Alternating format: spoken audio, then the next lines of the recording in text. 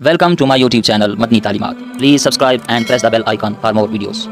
कोई भी जायज काम हो उससे पहले इस्तिखारा जरूर किया करें, इसकी बरकत इसके फायदे आपको हासिल होंगे। अब बहुत सारे लोग सोच रहे होंगे कि इस्तिखारा कैसे करना है, ये तो काफी मुश्किल काम है और हमें तो इस्तिखारा करने का तरीका ही नहीं आता। तो याद रखें, आज मैं इंशाल्लाह आपको बिल्कुल आसान तरीका, बिल्कुल जो सुन्नत से साबित है वो तरीका बताने जा रहा हूं। और ये इस तरह का तरीका है कि आप खुद कर सकते हैं, आपने किसी से इस्तिखारा नहीं करवाना। बिस्मिल्लाहिर्रहमानिर्रहीम, अस्सलामु अलैकुम वरहमतुल्लाह। मुअज़्ज़ज़ सामिईन किराम, कोई भी जायज़ काम शुरू करने से पहले इस्तिखारा ज़रूर किया करें।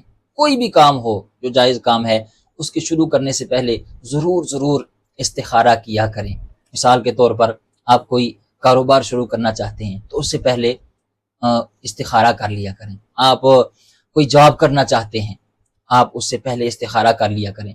आप किसी भाई का, बहन का, बेटी का आप रिश्ता करना चाहते हैं कहीं पर, तो उससे पहले आप इस्तिखारा कर लिया करें। इसके बहुत ज़्यादा फ़वाइद हैं, बहुत ज़्यादा इसकी बरकतें हैं। आपके ज़हन में सवाल आ रहा होगा कि जी क्यों इस्तिखारा करें? तो याद रखें, जो मुस्तकबिल में वो काम करने के बाद जो आपको टेंशनें आने वाली हैं, जो परेशानियाँ आने वाली हैं, अगर आप इस्तिखारा करके उस काम को शुरू करेंगे तो इंशाअल्लाह आप उन टेंशनों से, मुस्तकबिल की परेशानियों से अल्लाह ताला आपको महफूज रखेगा। ये बरकतें हैं इसकी। इसलिए कोई भी जायज़ काम हो, आप उसके शुरू करने से पहले इस्तिखारा ज़रूर किया करें। इसकी जो बरकतें हैं, जो फ़वाइद हैं, आका करीम सल्लल्लाहु तआला अलैहि वसल्लम ने खुद बयान फरमाई है। हुज़ूर अलैहिस्सलातु वस्सलाम ने इरशाद फरमाया इस्तिखारे के बारे में कि इस्तिखारा करने वाला कभी नामुराद नहीं होता। यानी जो बंदा भी कोई काम शुरू करने से पहले इस्तिखारा कर लेता है तो फिर वो नामुराद नहीं होता। अल्लाह ताला उसके खाली दामन को मुरादों से भर देता है। तो इसलिए कोई भी जायज़ काम हो उससे पहले इस्तिखारा ज़रूर किया करें। आप देखें ना, इस बारे में सहाबाए किराम क्या फरमाते हैं। सहाबाए किराम रिदवानुल्लाहि तआला अलैहिम अजमाइन फरमाते हैं कि नबी मुकर्रम शफी मुअज़्ज़म रहमत आलम सल्लल्लाहु तआला अलैहि वसल्लम हमें इस्तिखारा करने की तालीम इस तरह दिया करते थे जिस तरह आप कुरान पाक की कोई सूरत सिखाते थे। यानी जिस तरह कुरान पाक की सूरतें सहाबाए किराम को आका करीम सल्लल्लाहु तआला अलैहि वसल्लम सिखाते थे, बिल्कुल इसी तरह इस्तिखारे की तालीम नबी करीम अलैहिस्सलातु वस्सलाम सहाबाए किराम को दिया करते थे।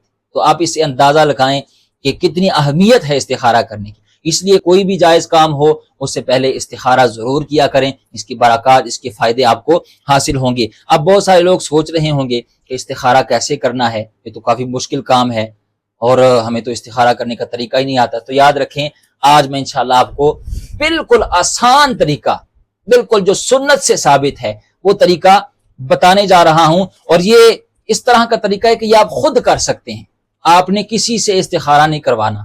ये जो लोग ऑनलाइन इस्तिखारे कर रहे हैं, बिजनेस शुरू हो गया है जी, कारोबार शुरू हो गया, पैसे लेकर इस्तिखारा करते हैं लोग। इस तरह कारोबार होता है, इस तरह लोग बिजनेस की तरह वो ऑनलाइन इस्तिखारे कर रहे हैं और पैसे बटोर रहे हैं। तो आपने किसी से इस्तिखारा नहीं करवाना। याद रखिए, इस्तिखारा करवाया नहीं जाता, इस्तिखारा खुद किया जाता है। तो आपने खुद इस्तिखारा करना है।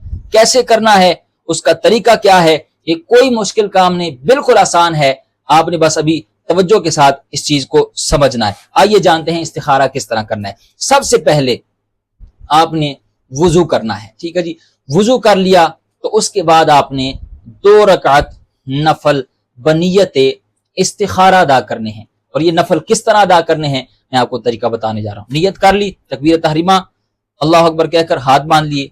पहले सना पढ़ेंगे, सना के बाद ताबूद और तस्मिया, फिर उसके बाद सूरह फातिहा, फिर उसके बाद बिस्मिल्लाह पढ़ेंगे।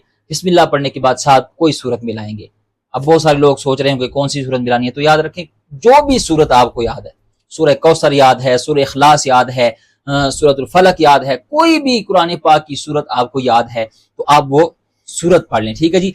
सूरत पढ़ ली, उसके बाद आप फिर रुकू और फिर 2 सजदे, फिर उसके बाद दूसरी रकअत के लिए खड़े होंगे, बिस्मिल्लाह पढ़ेंगे, सूरह फातिहा पढ़ेंगे, सूरह फातिहा के बाद बिस्मिल्लाह पढ़ेंगे, फिर साथ कोई सूरत मिलाएंगे, ठीक है जी। सूरत मिला ली, उसके बाद फिर रुकू, फिर 2 सजदे, फिर अत्तहियात में बैठेंगे, तशहुद, दुरूद शरीफ और दुआए मासूरा मुकम्मल पढ़ के आपने दाएं बाएं सलाम फेर देना है, ठीक है जी।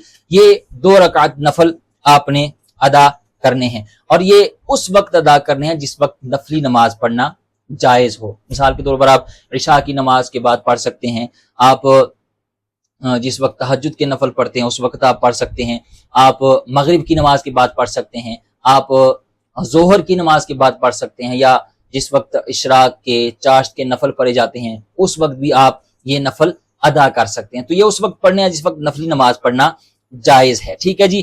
اب جب یہ پڑھ لیے تو اب اصل کام کیا ہے، آپ نے دعا کرنی ہے، ٹھیک ہے جی۔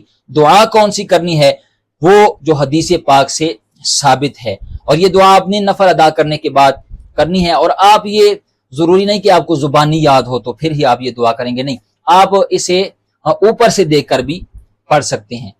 آپ مثال کے طور پر ابھی میں یہ آپ کو پڑھ کے سناؤں گا تو آپ کو اسکرین پر نظر آئے گی یہ دعا، ٹھیک ہے جی۔ ہو سکے تو آپ اس کا اسکرین شاٹ لے لیں، ٹھیک ہے جی۔ جب آپ نفل ادا کر لیں تو اس کے بعد آپ یہ موبائل سے ہی دیکھ کر پڑھ لیں، یا کہیں اور لکھی ہو تو اوپر سے دیکھ کر بھی آپ یہ پڑھ سکتے ہیں۔ لیکن کس طرح پڑھنی ہے، اس میں ایک کام کرنا ہے، وہ بھی آپ کو میں بتانے جا رہا ہوں۔ سب سے پہلے آپ یہ دعا جو ہے یہ سماعت فرمائیں، ابھی آپ کو اسکرین پر نظر آئے گی۔ بسم اللہ الرحمن الرحیم، اللہم انی استخیرک بعلمک واستقدرک بقدرتک واسألک من فضلک العظیم فإنک تقدر ولا اقدر وتعلم ولا اعلم وانت علام الغیوب اللہم ان کنت تعلم ان ھذا الامر۔ اب یہاں پر ایک چیز سمجھیے گا، جب یہ الفاظ آئے نا ھذا الامر، تو وہ جو بھی کام آپ شروع کرنا چاہتے ہیں یا کرنا چاہتے ہیں اس کو آپ نے تصور میں لانا ہے، اس کا آپ نے ذکر کرنا ہے۔ یعنی جب آپ پڑھ لینا ان، اس کے بعد آئے گا ھذا الامر، تو ھذا الامر کے بعد آپ نے اس چیز کو تصور میں لانا ہے، اس کا ذکر کرنا ہے، اور پھر آگے دعا شروع کر دینی ہے۔ آگے پھر یہ الفاظ آئیں گے، پھر میں آپ کو بتاؤں گا کہ وہاں پر آپ نے کیا کرنا ہے۔ خیر لی فی دینی ومعاشی وعاقبت امری فاقدرہ لی ویسرہ لی ثم بارک لی فیہ وَإِن كُنْتَ تَعْلَمُ أَنَّ هَذَا الْأَمْرَ۔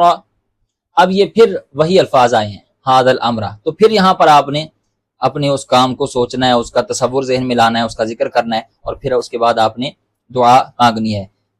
شَرٌّ لِّي فِي دِینِی وَمَعَاشِی وَعَاقِبَةِ أَمْرِی فَاصْرِفْهُ عنی واصرفنی عنہ واقدر لی الخیر حیث کان ثم ارضنی بہ۔ تو یہ دعا آپ نے جب آپ نفل ادا کر لیں 2 رکعت، اس کے بعد آپ نے یہ دعا کرنی ہے، ٹھیک ہے۔ اب آپ اس دعا کا ترجمہ بھی سماعت فرما لیں تاکہ آپ کو پتہ تو چلے کہ آپ دعا میں مانگ کیا رہے ہیں۔ اے اللہ، میں تجھ سے تیرے علم کے ساتھ خیر کا مطالبہ کرتا ہوں، اور تیری قدرت کے ساتھ قوت کا مطالبہ کرتا ہوں، اور تجھ سے تیرے عظیم فضل کا سوال کرتا ہوں، اس لیے کہ تو طاقت رکھتا ہے اور میں طاقت نہیں رکھتا، اور تو جانتا ہے میں نہیں جانتا، اور تو ہی غیبوں کا جاننے والا ہے۔ اے اللہ، اگر تیرے علم میں یہ بات ہے کہ یہ کام میرے لیے، میرے دین، میری معیشت اور میرے کام کے انجام میں بہتر ہے، تو اسے میرے مقدر میں کر دے اور میرے لیے اس کو آسان کر دے، پھر میرے لیے اس میں برکت ڈال دے۔ اور اگر تیرے علم میں یہ بات ہے کہ یہ کام میرے لیے، میرے دین، میری معیشت اور میرے کام کے انجام میں برا ہے، تو اسے مجھ سے پھیر دے اور مجھے اس سے پھیر دے، اور میرے مقدر میں بھلائی رکھ دے، جہاں بھی ہو پھر مجھے اس پر راضی کر دے۔ تو یہ کتنی پیاری دعا ہے، کبھی آپ ان الفاظ پر غور کریں۔ اب بہت سارے لوگ سوال کریں گے کہ ہمیں کیسے پتا چلے گا، کیا استخارہ کرنے کے بعد کوئی سبز رنگ نظر آتا ہے، یا پھر ریڈ کلر نظر آتا ہے، یا پھر کوئی خواب آتی ہے؟ تو یاد رکھیں اس طرح کا کوئی معاملہ نہیں ہے۔ اب سوال یہ بھی پیدا ہوتا ہے کہ یہ استخارہ کرنے کے بعد کیا ہوگا؟ تو یاد رکھیں یہ استخارہ کرنے کے بعد یہ ہوگا کہ اگر وہ کام آپ کے حق میں بہتر ہوا تو آپ کا وہ کام ہو جائے گا، اور اگر وہ کام آپ کے حق میں بہتر نہ ہوا تو اس میں رکاوٹیں آئیں گی، وہ کام پھر نہیں ہوگا، تو آپ مستقبل میں جو پریشانی آپ کو اٹھانی پڑنی ہے اس سے آپ محفوظ رہیں گے۔ اس لیے ضرور یہ استخارہ کیا کریں۔ اللہ تعالی ہمیں سمجھنے کی، عمل کرنے کی توفیق عطا فرمائے۔